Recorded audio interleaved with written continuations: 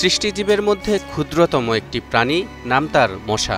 পৃথিবীতে এর থেকে আরও বহুগুণে বড়, শক্তিশালী ও হিংস্র জীবজন্তু থাকলেও বাস্তবে এই মশাই বিশ্বের সবচেয়ে বিপজ্জনক প্রাণী। কারণ এর কারণেই মানুষ সবচেয়ে বেশি মারা যায়। আমেরিকান মসকিউটো কন্ট্রোল অ্যাসোসিয়েশনের পরিসংখ্যান বলছে, প্রতি বছর সারা বিশ্বে গড়ে প্রায় 10 লক্ষ মানুষ মারা যায় মশাবাহিত বিভিন্ন রোগে আক্রান্ত হয়ে। এর মধ্যে শুধু ম্যালেরিয়াতে আক্রান্ত হয়েই মৃত্যুবরণ করে বছরে প্রায় 6 লক্ষ লোক। এছাড়াও আমরা জানি মশা আমাদের রক্ত খেয়ে বেঁচে থাকে, কিন্তু মশার রক্ত খেয়েও যে অন্য কোনো প্রাণী বাঁচতে পারে সেটি কি আমাদের জানা আছে? আবার সব মশাই কিন্তু আমাদের শরীর থেকে রক্ত শোষণ করে না। রক্ত শোষণ করে কেবল স্ত্রী মশা ডিম উৎপাদনের জন্য প্রোটিন সংগ্রহ করতে। হ্যাঁ দর্শক, সম্প্রতি বিজ্ঞানীরা দক্ষিণ পূর্ব এশিয়ার মালয় উপদ্বীপে স্ত্রী মশার চাইতেও ক্ষুদ্র এক ধরনের পরজীবী খুঁজে পেয়েছেন, যারা স্ত্রী মশাকে আক্রমণ করে তাদের রক্ত চুষে নেয়। আর আশ্চর্যজনক হলেও সত্য, মশা সম্পর্কিত বিস্ময়কর কিছু তথ্য পবিত্র কোরআনে তুলে ধরা হয়েছে আজ থেকে প্রায় ১৫০০ বছর আগে। সূরা বাকারার ২৬ নম্বর আয়াতে বলা হয়েছে, ইন্নাল্লাহা লা ইস্তাহয়ী আন ইয়াদরিবা মাসালাম মা বাউদাতান ফামা ফাওকাহা فأما الذين آمنوا فيعلمون أنه الحق من ربهم وأما الذين كفروا فيقولون ماذا أراد الله بهذا مثلا يضل به كثيرا ويهدي به كثيرا وما يضل به إلا الفاسقين। নিশ্চয় আল্লাহ কোনো বিষয়কে স্পষ্ট করার জন্য মশা বা তদূর্ধ্ব বস্তু দ্বারা উপমা দিতে লজ্জাবোধ করেন না। বস্তুত যারা মুমিন তারা নিশ্চিতভাবে বিশ্বাস করে যে তাদের পালনকর্তা কর্তৃক উপস্থাপিত এ উপমা সম্পূর্ণ নির্ভুল ও সঠিক। আর যারা কাফের তারা বলে, এরূপ উপমা উপস্থাপনে আল্লাহর উদ্দেশ্যই বা কী ছিল?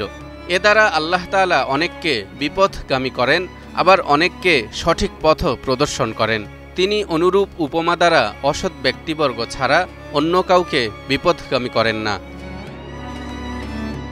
এই আয়াতে মশার জন্য বাউদাহ শব্দটি ব্যবহৃত হয়েছে, যা মূলত স্ত্রীবাচক শব্দ, অর্থাৎ আয়াতে মশা বলতে নারী মশাকেই বোঝানো হয়েছে। কিন্তু প্রশ্ন হলো, পুরুষ মশাকে বাদ দিয়ে শুধু নারী মশার কথা এখানে কেন বলা হলো? দর্শক, এখানে গবেষকরা অবাক হয়েছেন, কারণ বিভিন্ন ক্ষেত্রে পুরুষ মশার তুলনায় নারী মশার ভূমিকাই বেশি। যেমন বিজ্ঞানীরা এরই মধ্যে প্রমাণ করেছেন রক্ত খায় কেবল মা মশা, কারণ ডিম পাড়ার জন্য তাদের প্রোটিনের দরকার হয়। আর পুরুষ মশা রক্ত খায় না, তারা শুধু ফুলের রস বা গাছের রস খেয়ে বাঁচে। কাজেই নারী মশার কামড়ের মাধ্যমেই রোগ জীবাণু ছড়ায়। অন্যদিকে নারী মশা বাঁচে 1 থেকে 2 মাস, আর পুরুষ মশা বাঁচে মাত্র 1 থেকে 2 সপ্তাহ। আয়াতে মশা বা তদূর্ধ্ব বস্তু দ্বারা উপমা দেয়া হয়েছে, অর্থাৎ মশার থেকেও আরও ক্ষুদ্র। এবার প্রশ্ন হলো, মশার থেকেও আরও ক্ষুদ্র কি সেই বস্তু? বিজ্ঞানীরা বলছেন এটি মশার উপর একটি পরজীবী প্রাণী, যারা মশার উপর প্রভাব বিস্তার করে তাদের থেকেই রক্ত চুষে নেয়। সম্প্রতি সায়েন্টিফিক আমেরিকান নামের জার্নালে মসকিউটোস have flying blood sucking parasites of their উন শীর্ষক এক গবেষণা প্রতিবেদন প্রকাশিত হয়েছে। এতে লেখা হয়েছে, 1922 সালে বিজ্ঞানী FW এডওয়ার্ডস দাবি করেন দক্ষিণ পূর্ব এশিয়ার মালয় অঞ্চলে এমন এক ধরনের পতঙ্গ পাওয়া গেছে যারা মশার থেকে রক্ত খায়। তিনি এই প্রাণীটির নাম দিয়েছেন কুলিকুইডস এনোফিলিস। দর্শক, আয়াতে বলা হয়েছে মশার মতো ক্ষুদ্র সৃষ্টির মধ্যেও মানুষের জন্য আল্লাহর নিদর্শন রয়েছে। কি সেই নিদর্শন? আসুন একটু খুঁজে দেখি। আকার আকৃতিতে ক্ষুদ্র হলেও মশার ভেতরে এমন কিছু বিষয় রয়েছে যা সত্যিই সচেতন যে কাউকে ভাবনায় ফেলে দেবে। এর মধ্যে উল্লেখযোগ্য কয়েকটি বিষয় হলো, প্রায় 40 কোটি বছর ধরে মশা পৃথিবীতে টিকে আছে। বিজ্ঞানীরা বলছেন ডাইনোসরেরও বহু আগ থেকে তারা পৃথিবীতে অবস্থান করছে। বিশ্বজুড়ে প্রায় 3500 থেকে 3600 প্রজাতির মশা রয়েছে। মশার একজোড়া যৌগিক চোখের প্রতিটিতে প্রায় শত শত ছোট লেন্স থাকে। মশার নাকে ৬টি পৃথক ছুরি রয়েছে, যাদেরকে আমরা হুল বলি। এদের প্রত্যেকটি হুলের কাজও আলাদা, যেমন কিছু চামড়া কেটে ফেলে, কিছু রক্ত চুষে নেয়, কিছু এনজাইম ছাড়ে ইত্যাদি। মশা তাপ, গন্ধ এবং কার্বন ডাইঅক্সাইড ব্যবহার করে টার্গেট শনাক্ত করতে পারে, যা অনেকটা ইনফ্রারেড সেন্সিংয়ের মতো কাজ করে। তাই প্রায় 18 ফুট দূর থেকেও তারা টার্গেট ঠিক করতে পারে। মশা যখন আমাদেরকে কামড় দেয় তখন স্যালাইভা নামের এক ধরনের রাসায়নিক ব্যবহার করে, যা অনেকটা এনেস্থেশিয়ার কাজ করে, যাতে আমরা ব্যথা টের না পাই আর রক্ত জমাট না বাঁধে। সব গ্রুপের রক্ত কিন্তু মশারা সমানভাবে পছন্দ করে না। গবেষণায় প্রমাণিত, মশারা ও গ্রুপ রক্তধারীদের বেশি কামড়ায়, বিশেষ করে ও পজিটিভ। মশা সেকেন্ডে প্রায় 500 বার তাদের পাখা নাড়ায়। মানুষের মৃত্যুর জন্য সবচেয়ে দায়ী প্রাণী মশা। মশা সরাসরি কাউকে মেরে না ফেললেও এমন ভয়ঙ্কর রোগ ছড়ায় যেগুলো প্রতি বছর লাখ লাখ মানুষকে মৃত্যুর দিকে ঠেলে দেয়। সবচেয়ে বিপজ্জনক রোগগুলো হলো ম্যালেরিয়া, ডেঙ্গু জ্বর, Zika virus, chikungunya, West Nile virus, filaria, yellow fever ইত্যাদি।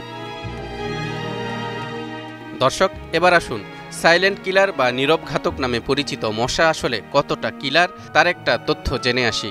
ধারণা করা হয় প্রতি বছর প্রায় 50 থেকে 250 জন ব্যক্তির মৃত্যু হয় বাঘ আর সিংহের আক্রমণে। হাতির কারণে মারা যায় প্রতি বছর গড়ে প্রায় 500 জন। কুকুরের কামড়ে মারা যায় প্রায় 25,000 মানুষ। বিষাক্ত সাপের দংশনে মৃত্যুবরণ করে বছরে প্রায় 50,000। মানুষের কারণে অর্থাৎ যুদ্ধ বা অপরাধের মতো বিভিন্ন হত্যাকাণ্ডের শিকার হয়ে মানুষ মারা যায় প্রায় 4 থেকে 5 লক্ষ। আর মশার কামড়ে রোগাক্রান্ত হয়ে মারা যায় বছরে প্রায় 10 লক্ষ মানুষ। একসময় কেউ কেউ প্রশ্ন করত, মহাগ্রন্থ আল কোরআনের মতো এত বড় আসমানি কিতাবে মশার মতো এত ক্ষুদ্র বস্তুর উপমা কেন দেয়া হয়েছে? এটা যদি সত্যি আল্লাহর কালাম হতো তবে এতে এমন তুচ্ছ জিনিসের উল্লেখ থাকতো না। দর্শক, মশা তুচ্ছ বা ক্ষুদ্র হলেও কতটা বিচিত্র আর ভয়ঙ্কর বুঝে গেছেন নিশ্চয়। সেজন্যই মুফাসসিরগণ তাফসিরের কিতাবে লিখেছেন, সূরা বাকারার এই 26 নম্বর আয়াতের মাধ্যমে 7টি বিষয়ের প্রতি বিশেষ গুরুত্ব দেয়া হয়েছে। 1. মশা সৃষ্টির মধ্যেও মানুষের জন্যে আল্লাহর নিদর্শন রয়েছে। 2. মশার চেয়েও ক্ষুদ্র সৃষ্টি রয়েছে। 3. বিশ্বাসীরাই কোরআনে বর্ণিত বিষয়সমূহে সত্য ও সঠিক হিসেবে বিশ্বাস স্থাপন করে। 4. অবিশ্বাসীরা কোনো কিছুতেই আল্লাহর নিদর্শন বুঝতে পারে না। 5. এরকম নিদর্শনও মানুষের জন্য সঠিক পথের দিশা হতে পারে। 6. আবার অনেককে বিপথগামী করতে পারে। 7. অসৎ ব্যক্তিদের আল্লাহ কখনো সঠিক পথে নেন না। ইতিহাস পর্যালোচনা করলে দেখা যায় এই মশার মাধ্যমে মহান আল্লাহ কিভাবে অত্যাচারী শাসক নমরুদ ও তার বাহিনীকে ধ্বংস করে দিয়েছিলেন। বর্তমানেও আমাদের পাপাচারের কারণেই হয়তোবা আল্লাহ তাআলা মশার মাধ্যমে আমাদেরকে শাস্তি দিচ্ছেন। ফলে দিন দিন ডেঙ্গুর মতো রোগ মহামারী আকার ধারণ করছে। আমাদের উচিত মহান স্রষ্টার দরবারে প্রার্থনা করা, যাতে মশাসহ সকল প্রাণীর অনিষ্ট থেকে আমরা নিরাপদে থাকি। তালহা ইবনে রেজা, নিউজ 24।